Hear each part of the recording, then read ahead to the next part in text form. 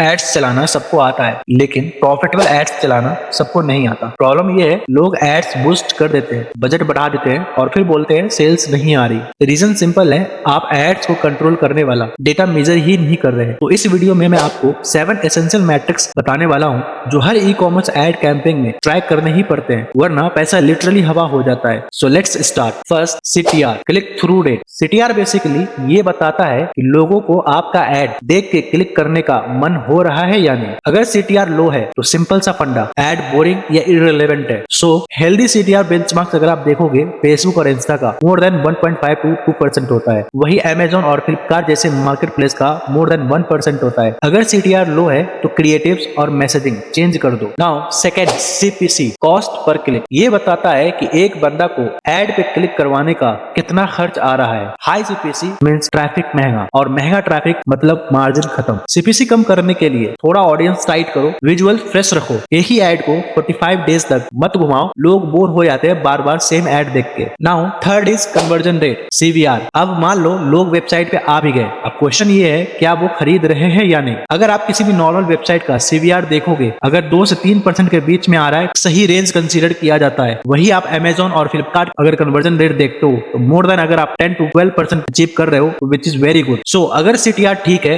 CPC भी ठीक है, फिर भी सेल्स नहीं आ रही, तो इशू एड्स नहीं, वेबसाइट प्रोडक्ट पेज पे है। सो इसको फिक्स करने के लिए आप क्या कर सकते हो कि प्रोडक्ट इमेजेस को प्रोफेशनल रखो, ट्रस्ट बैज यूज करो, रिव्यूज विजिबल रखो, size chart clear and CTA clear रखना। एड्स सिर्फ लाते हैं ट्रैफिक, वेबसाइट बेचती है। Website is the ultimate source जहां पे कन्वर्जन रेट बढ़ता है। Fourth is CPA, cost per acquisition. ये अल्टीमेट डिसीजन मैट्रिक है। एक सेल दिलवाने का कितना खर्चा होता है, बिजनेस प्रॉफिटेबल है या लॉस में, यही डिसाइड होता है। CPA कम करने के लिए रीमार्केटिंग चलाओ, वार्म ऑडियंस को टारगेट करो, वेबसाइट स्पीड इंप्रूव करो। Fifth, AOV, average order value. जब तक कस्टमर ज्यादा स्पेंड नहीं करेगा, प्रॉफिटेबल नहीं बनेगा। सो AOV बढ़ाने का तरीका, bundle, buy 2 save 10%, combo offers दो, चेकआउट स्पेल्स को इंप्रूव करो, free shipping, threshold 999 plus free delivery रख सकते हो। AOV बढ़ाओगे तो ROAS खुद बढ़ जाएगा। Now ROAS, return on ad spend, which is like very important metric of any successful campaign to measure. ये बॉस मैट्रिक कहलाता है, कितना पैसा लगा के कितना कमा रहे हो।